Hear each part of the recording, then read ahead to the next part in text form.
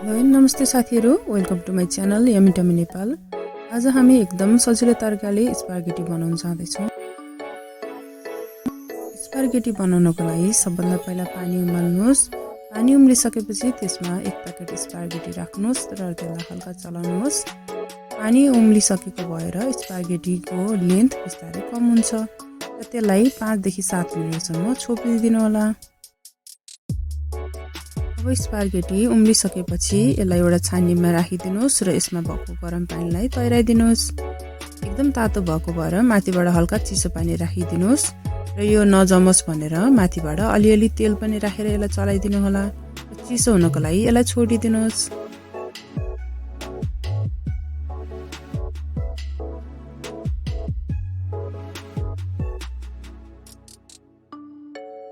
अब एउटा प्यान अथवा कराई जे छ त्यसलाई चाहिँ गरम गर्नुहोस्। गरम भइसकेपछि त्यसमा चाहिँ तेल राखिदिनुहोस्। तेलको मात्रा चाहिँ स्पागेटी तपाईले एक प्याकेट लिइसकेको भएर कम्तीमा 8 देखि 10 चम्चा चाहिन्छ।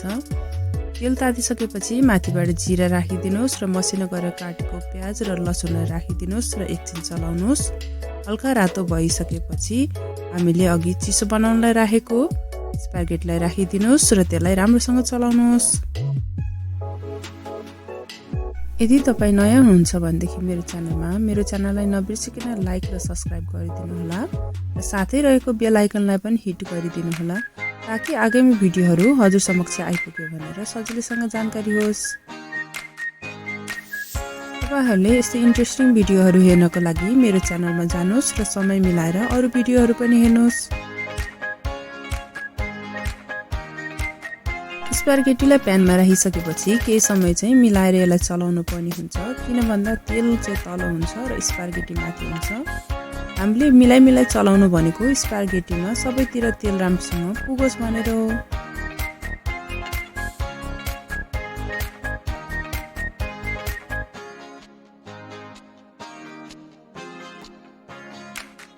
स्पागेटीलाई राम्रोसँग चलाइसकेपछि अब माथिबाट मसलाहरू राख्ने पालो। क्रमैसँग नुन राख्नुहोस्। नुन चाहिँ स्वाद अनुसारले राख्न सक्नुहुन्छ। मैले यहाँ चाहिँ 1 चम्चा लिएको छु, सानो चम्चाको। त्यस्तै गरेर बेसार लिनुहोस् र खुर्सानीको तुलो पिरोको लागि राख्न सक्नुहुन्छ तपाईहरुले। यदि तपाईसँग कुनै हर्ब्सहरू छ फ्रेश अथवा ड्राई भनेदेखि स्पागेटीमा त्यसलाई पनि एड गरिदिनुहोस् र स्पागेटीलाई राम्रोसँग चलाउनुहोस्। स्पागेटी चलाउँदाखेरि केही समय दिएर चलाउनु होला, किन भन्दाखेरि सबैतिर मसला बराबर मिल्नु पर्ने हुन्छ। अब माथिबाट 2 चम्चा जति टोमेटो केचप राखिदिनुहोस् र त्यसलाई पनि राम्रोसँग मिलाइ चलाउनुहोस्।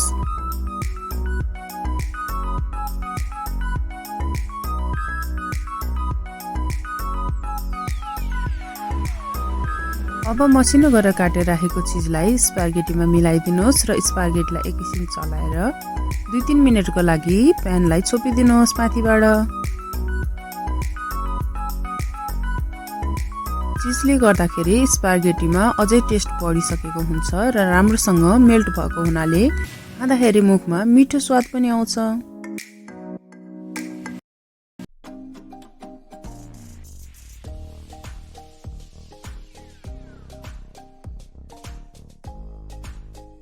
अब हाम्रो रेस्टुरेन्ट स्टाइलको स्पागेटी घरमै तयार भयो। तपाईहरुलाई पनि रेसिपी मन पर्यो भने ट्राई गर्नु होला र कस्तो भयो भनेर मलाई कमेन्ट गर्नु होला।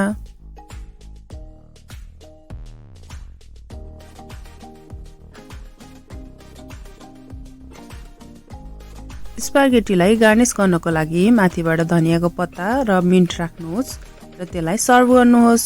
यसलाई सर्भ गर्दाखेरि साथमा टोमेटो केचप पनि राखिदिनु होला साइडमा।